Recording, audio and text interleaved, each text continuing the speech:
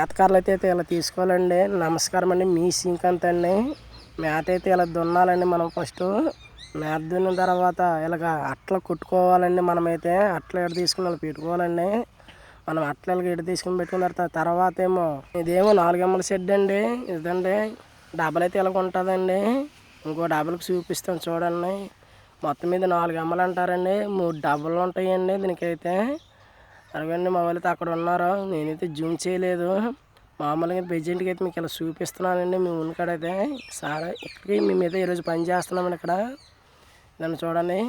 ఇదో సింగిల్ అండి, ఇదో డబల్ అండి. ఇదిగో మా ఆడైతే ఇక్కడ పేడపారలు కొడుతుందండి. ఇదిగో ఇదో డబల్ అండి. ఈ పక్క సింగిల్ చూపిస్తాను చూడండి. ఇదో సింగిల్ అండి, 2 సింగిల్. అదిగో మా వాడైతే మ్యాచ్ ఆడడం మొదలెట్టాడండి. మా సార్ మ్యాచ్ ఆడుకున్నాడు. ఎక్కడికి వెళ్తాను అనుకున్నాడండి లోడ్కి. మ్యాచ్ ఆడితే అతను గబగబనా చూడండి. అంత జూమ్ కావాలండి. దాని రేకు మీద అలా తిరుగుతున్నాడు మా బావ అయితే. ఎక్కడ గంటకి వెళ్ళమన్నారండి. బండి గంటకి అయితే వెళ్ళామండి. ఇంత కష్టపడి తొయ్యాలని బండి అయితే. లైక్ చేసి షేర్ చేసుకో. మీ శ్రీకాంత్ అండి. Bye bye.